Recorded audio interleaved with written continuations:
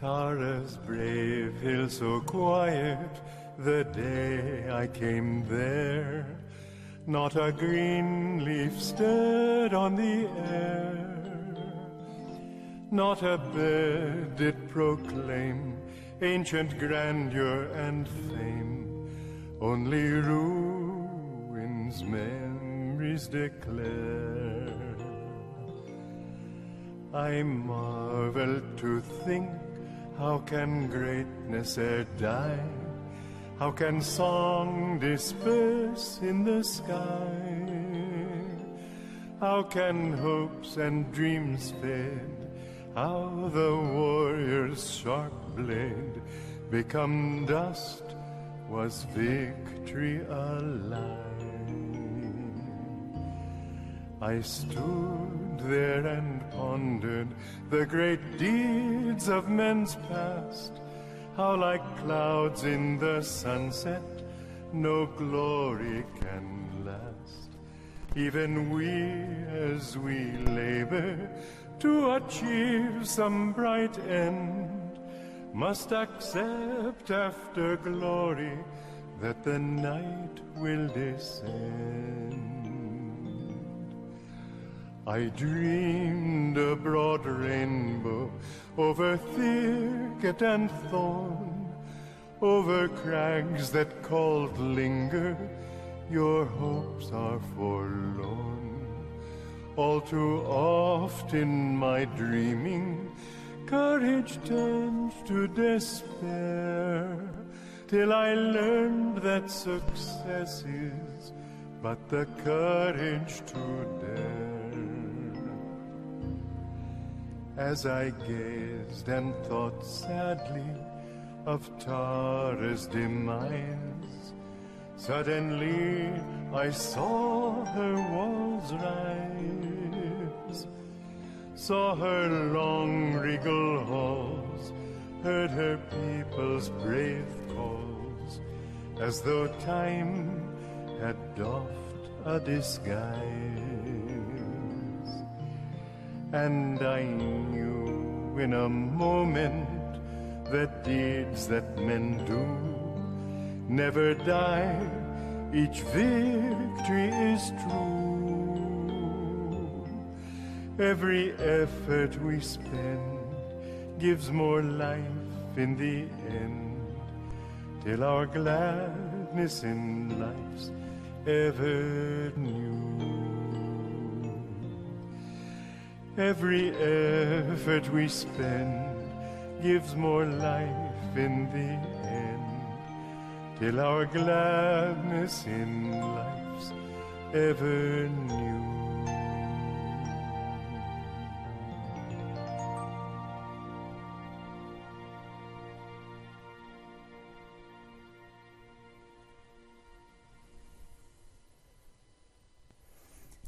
Now, I'll preface this session with saying that The Hill That Was Tara is definitely one of my favorite and most moving songs that Swami Kriyananda has written, one that oftentimes will even bring me to tears when I'm performing it, especially if I'm just doing it privately.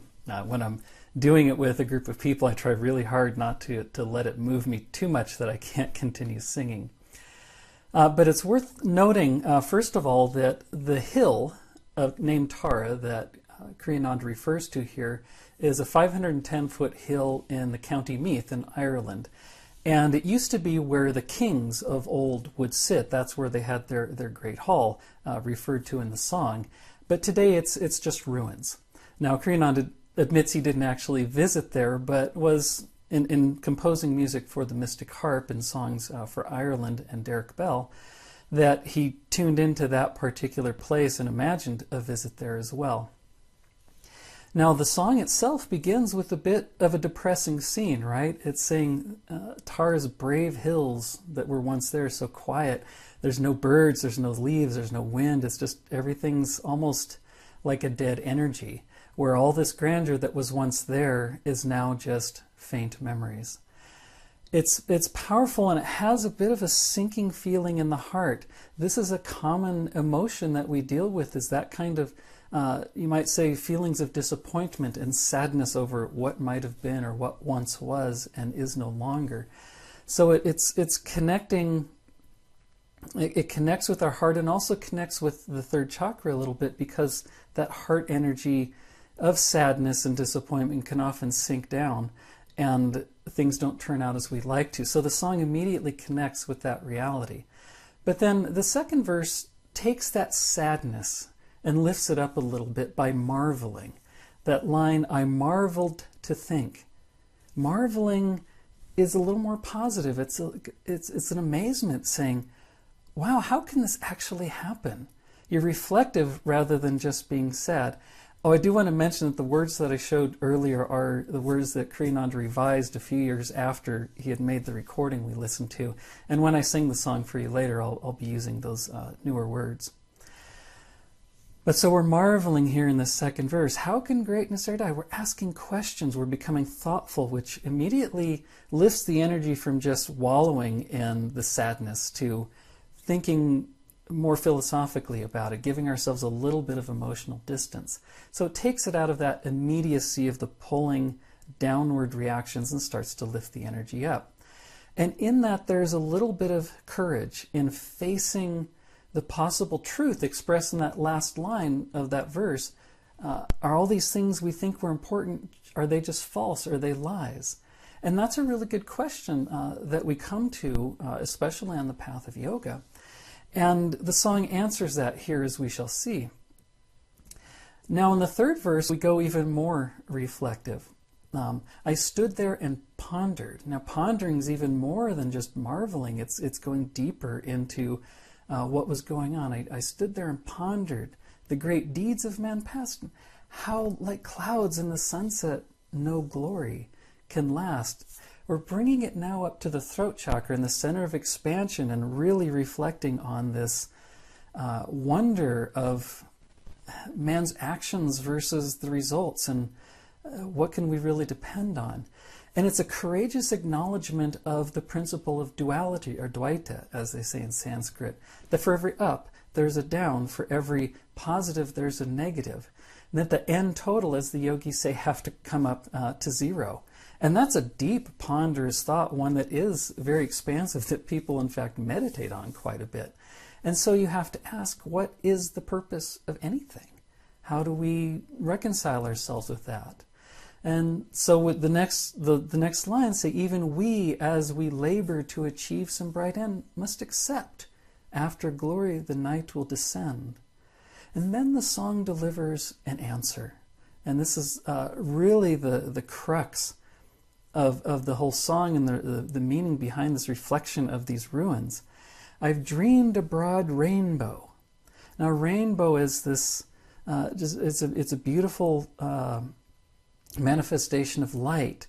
I dreamed a broad rainbow over thicket and thorn, and over crags that call tarry or linger. Your hopes are forlorn. Now, in that, what we're doing is we're here in the throat chakra. We're looking across the medulla oblongata to this broad rainbow of light at the spiritual eye. And we're looking over the thicket, the thorn, the crags that are representative of the traps that the medulla can set for us, that the ego can set for us in wanting to go toward that light.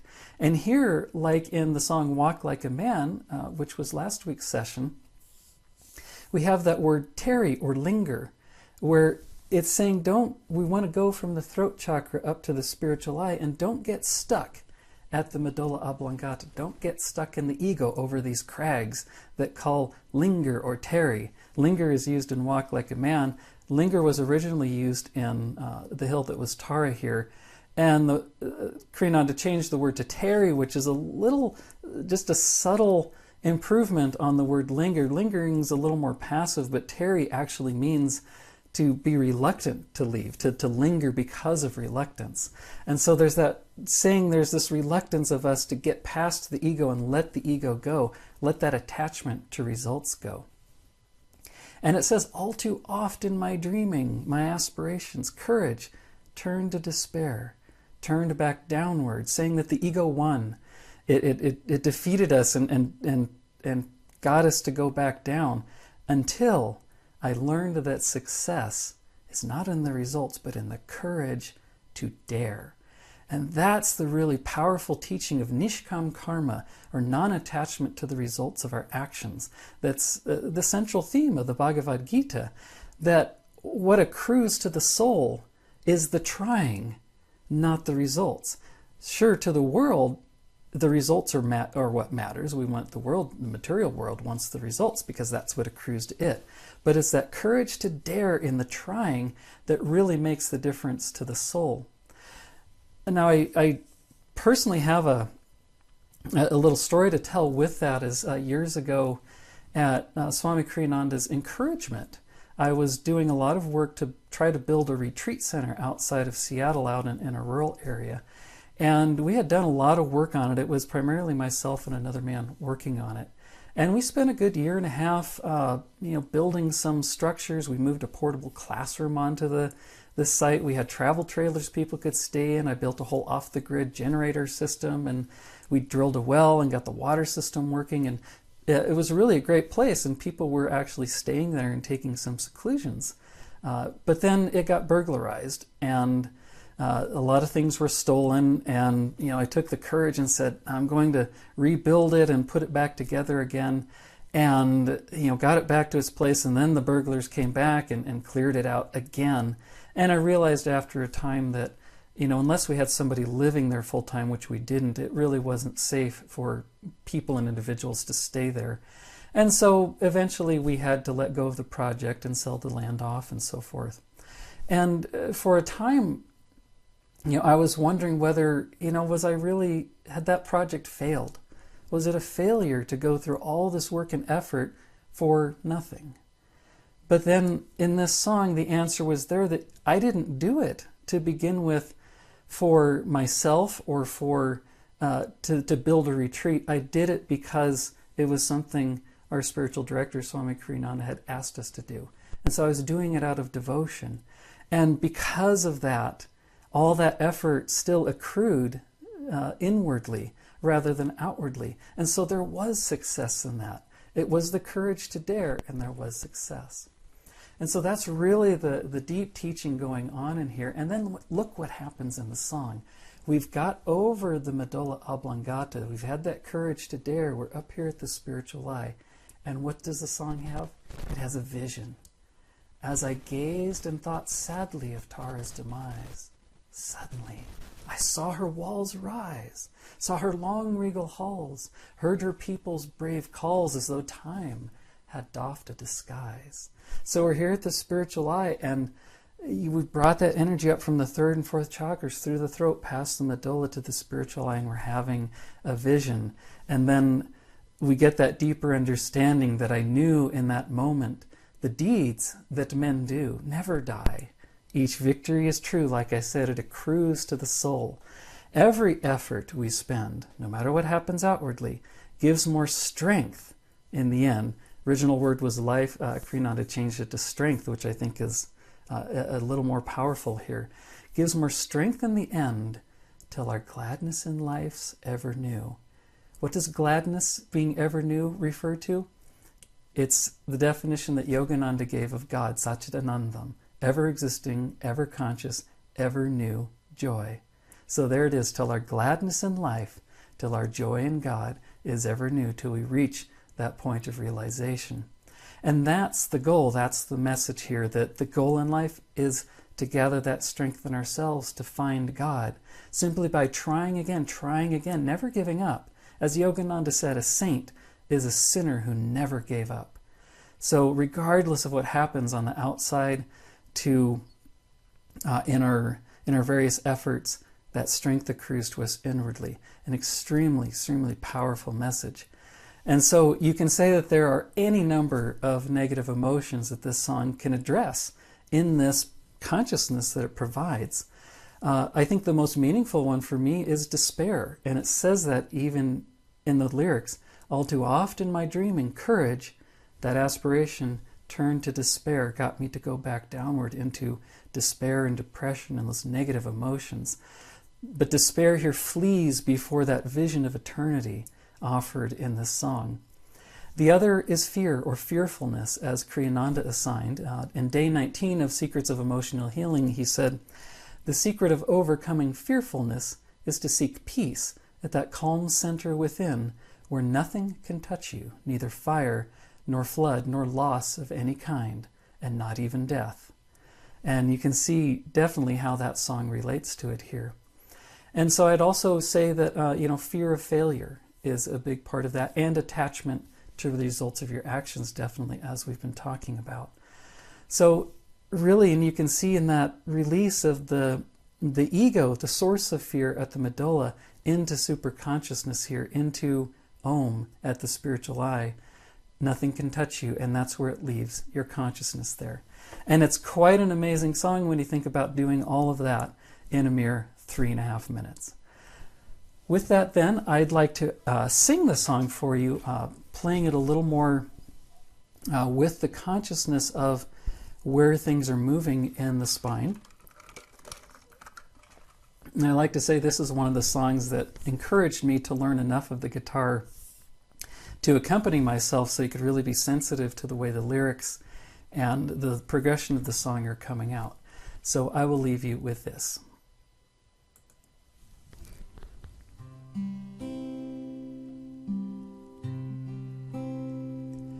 Tara's brave hill so quiet, the day I came there, not a green leaf stirred on the air, not a bird did proclaim ancient grandeur and fame, only ruins faint memories declare.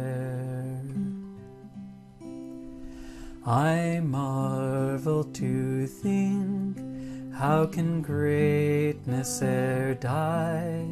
How can song disperse in the sky?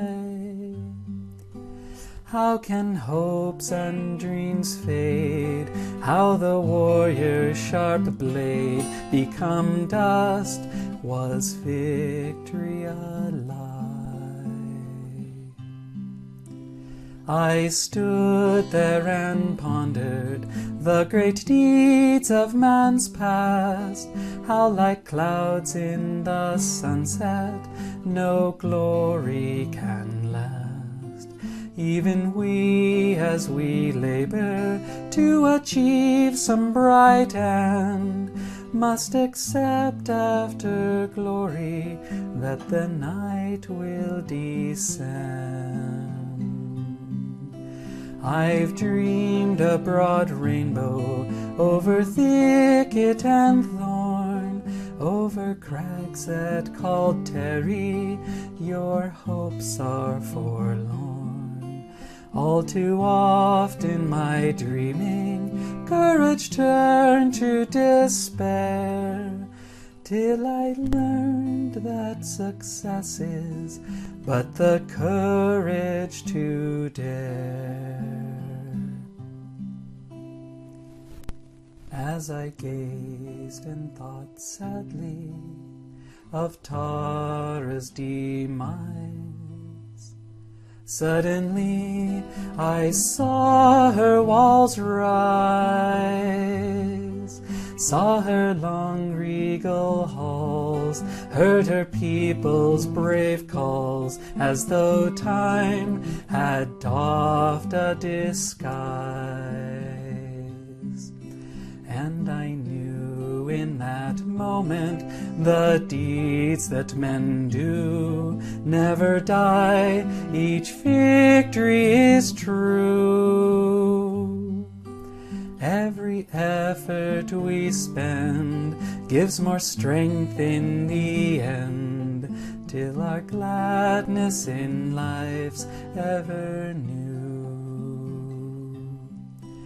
Every effort we spend gives more strength in the end, till our gladness in life's ever new.